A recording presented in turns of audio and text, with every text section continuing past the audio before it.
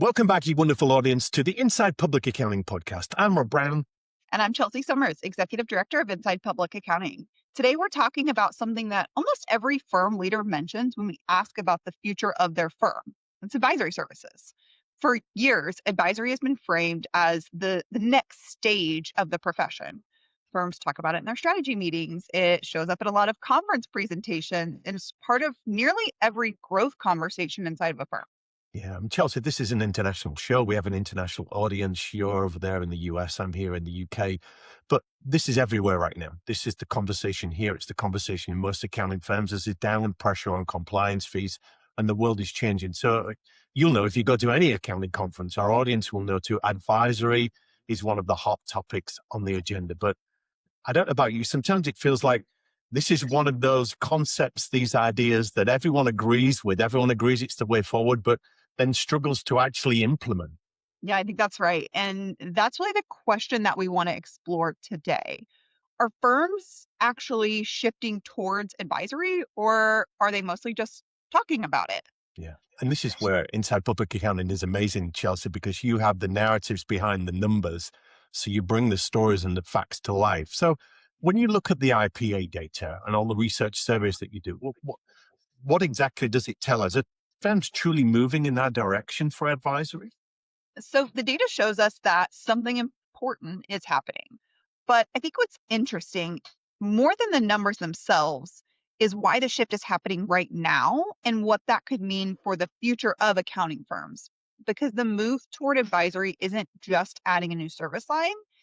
In a lot of ways, it's a broader change in how firms create value for their clients. So it's a signal, as we say, it's indicating change. And for a Mhm. long time, advisories felt like one of those ideas that everyone agrees with. All accountants want to be that trusted advisor, but in theory, they're struggling to execute and price it and package it and deliver it. All of these things are in play. Yeah, if you go back 10 or 15 years, advisory was something firms talked about as an aspiration for their firm. Mm. But the core business model of most firms still revolved around tax compliance and insurance work. But it's not dead, is it? That kind of work. We're still seeing that. Yeah. What we're seeing now is different. Advisory is not just a future concept, it's becoming an operating strategy for firms. The data shows that advisory has grown significantly over the past several years. Across all of our firms, advisory now represents a third of total revenue, which is really a meaningful shift compared to where firms were a decade ago, where it was substantially less than that. A third seems like a huge amount, and it's only going to get bigger, I guess. Tell us what's driving the changes in these firms. I think the first major driver is client expectations. Clients today, they want more than the compliance services. They really want guidance. They want someone who can help them think through their decisions, whether that's their technology investments, cash flow management, succession planning, or their operational strategies. And the accounting firms are uniquely positioned for that because they already understand the client's full financial picture. So, what many firms are realizing is that the most valuable conversations that they have with clients often happen outside of the client compliance engagements. Or the compliance engagement is driving these questions, and it's a platform, it's a foundation. And it's great to see accounting firms finally embracing that future looking approach because they've looked back historically. Here's what you've done over the last 12 months. So it's great to see. I'm intrigued by the technology element here, Chelsea, because it's playing a part, isn't it? Yeah, technology is really reshaping the compliance work. The automation, workflow tools, and AI are making a lot of tasks faster and more efficient. And that's really good for clients and good for the firms. But it also means the traditional compliance model has less room for growth than it used to. Firms are starting to recognize that if they want to grow their revenues and margin over time, they need services that are based on expertise and insight and not just repeatable processes. And Yeah, advisory fits that model so much better. so much so. And is there any evidence that there are other things driving this change in firms? I think another factor that I don't think gets talked about enough is talent. So, younger professionals that are entering accounting, they want work that feels more consultative. They want to solve problems and they want to interact with clients. And advisory work can provide them that opportunity. So firms that are building advisory capabilities often find that it helps them attract and retain talent, which we know is a huge challenge facing the profession right now. Yeah, that's so true. We've said before, nobody wants to be chained to a desk for 10 or 15 years in a dark room in the hope of making partner. Those days are gone for an entrance to the profession. So it's interesting. The traditional model was really compliance driven. That was the staple diet of accountants. And all that early career work was structured. It was process oriented. We might call it grunt work, but those games are changing. Do you think the advisory push now is reflective of the career experience people can get in a firm? You're right. They do want interesting work. Yeah, I do. Advisory work tends to involve more collaboration with clients and more strategic thinking. It allows professionals earlier in their career to feel like they're contributing to real business decisions. And for many people entering the profession today, that kind of work is much more appealing than purely compliance driven tasks. Yeah. We know many of you listen to this podcast on the go, driving to work, working out, even doing chores. Now you can get CPE credit for that time.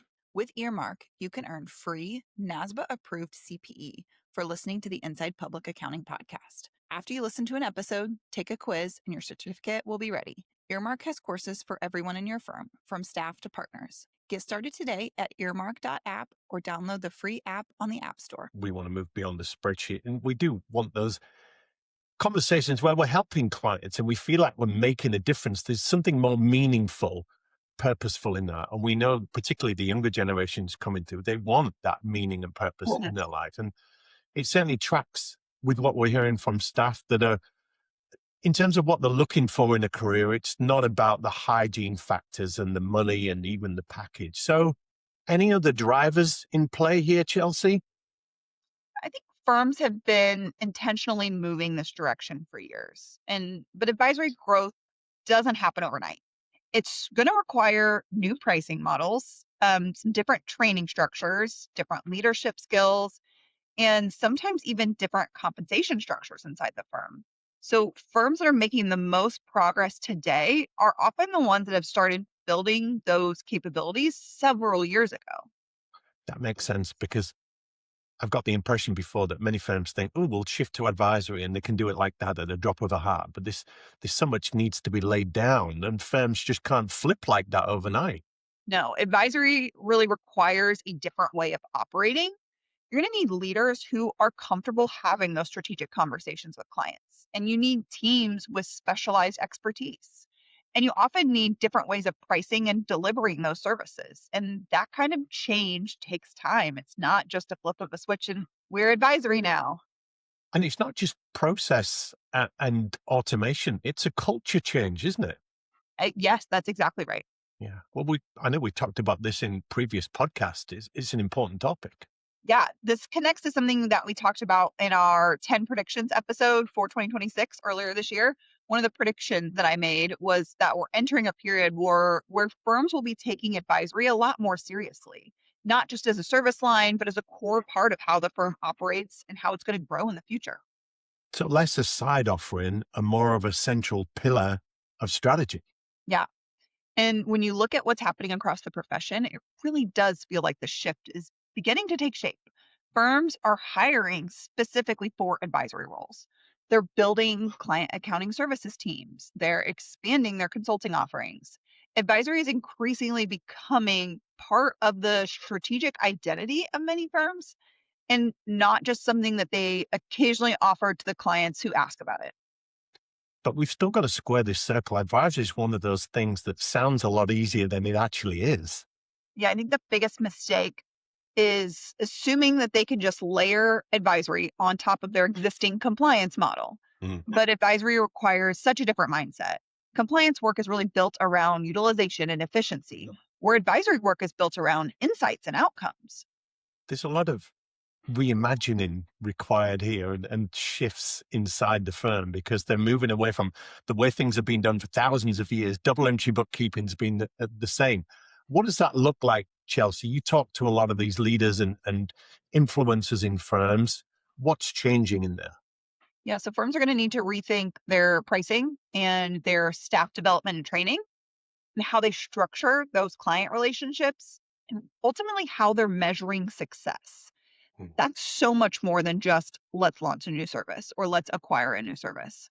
And I've talked on my show, Counting Voices, about the different kinds of firms that are emerging. And many firms say, we want to be automated, we want to be driven with technology. But that actually takes you further away from the client because you've got less intimacy, you're having less conversation. So it is a payoff. You're very good at looking to the future, Chelsea, and you've got the figures that can predict what does the future look like in the area of advisory. So I think the past decade was about recognizing the opportunity for advisory, whereas the next decade is going to be about figuring out how to scale that advisory. Some firms I think are going to be very successful in that, while others are going to continue to talk about it without fully changing their operating model. And I think the difference between those two groups will likely come down to the leadership. Firms that are investing in leadership development, their client relationships, and specialized expertise are going to be the ones that unlock the potential of advisory. So the message here to our audience is this is not just a trend or something that's going to pass. This is a larger shift in how firms are creating value and keeping sustainable. It is. And the profession is moving from a model built primarily on compliance work to one that combines compliance with strategic guidance. And the firms that navigate that transition are going to be the ones that really, I think, shape the future of what the accounting profession looks like. And I'm intrigued, Chelsea, what's going to happen to the firms that don't get this? Because if advisory is the future and they want to stay embedded in compliance or they're unwilling or unable to move, quick comment on what might be the future for them. Yeah, and I think there's space for firms like that. Like you said, those ones that want to invest in technology and really be known for we do really quick tax returns or we do really quick audits because we use technology. But I'm not sure that the margins are there, and I'm not sure that the revenue growth is there. It's going to need to scale and be a numbers thing as opposed to charging more because it's going to get so much more efficient. Yeah, well, this is great information. I'm so excited to see the results when they come out of your 2026 IPA Practice Management Survey.